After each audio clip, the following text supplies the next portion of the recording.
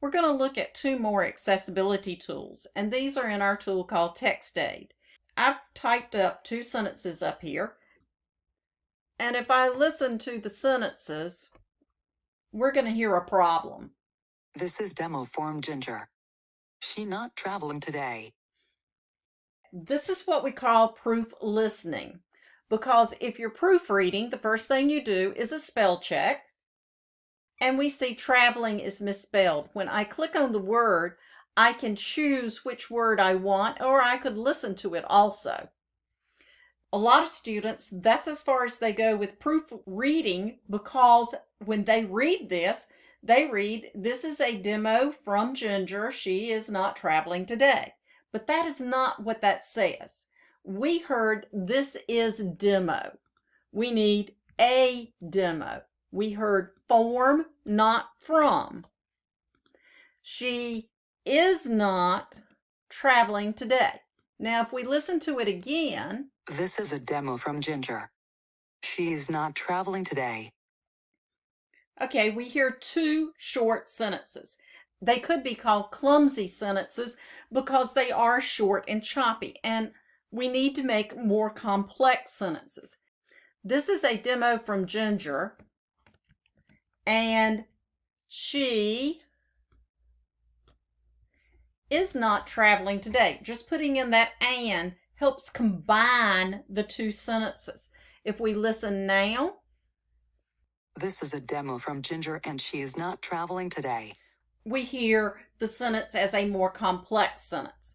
Now, at that point, if you were writing a paper, you've proof listened to the entire work.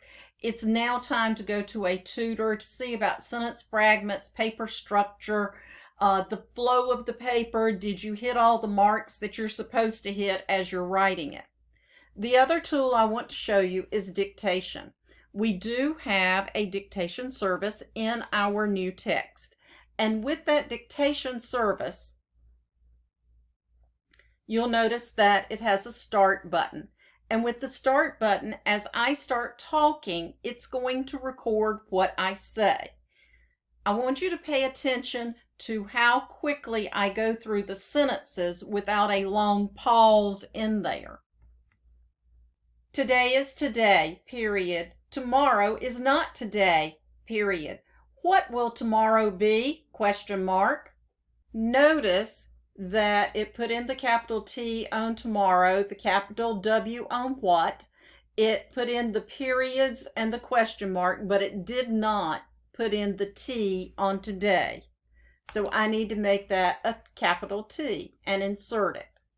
Another thing we can do with dictation, if we're not that fast with saying things, we can click the start, and I'm going to do this several times. Today is today, period. Now I click in my box and I press enter. What will tomorrow be? Question mark.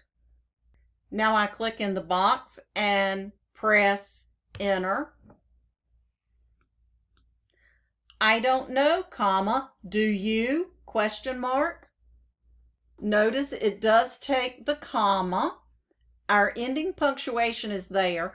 I is capitalized because it's proper pronoun, but I do need to capitalize the first letter of each sentence. That's why I put the return or enter so that all of the sentences started on the left and I could catch all of those capital letters.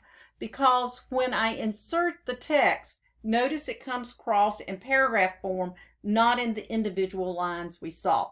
That's another way that students can benefit from this if they have an accessibility need. They maybe have a broken arm and can't type very well. They maybe just aren't a good typist, or they may have some other difficulty that prevents them from typing. This is a non-trainable mic. However, if you speak clearly, it picks it up. If it catches my southern drawl, it'll catch just about anything.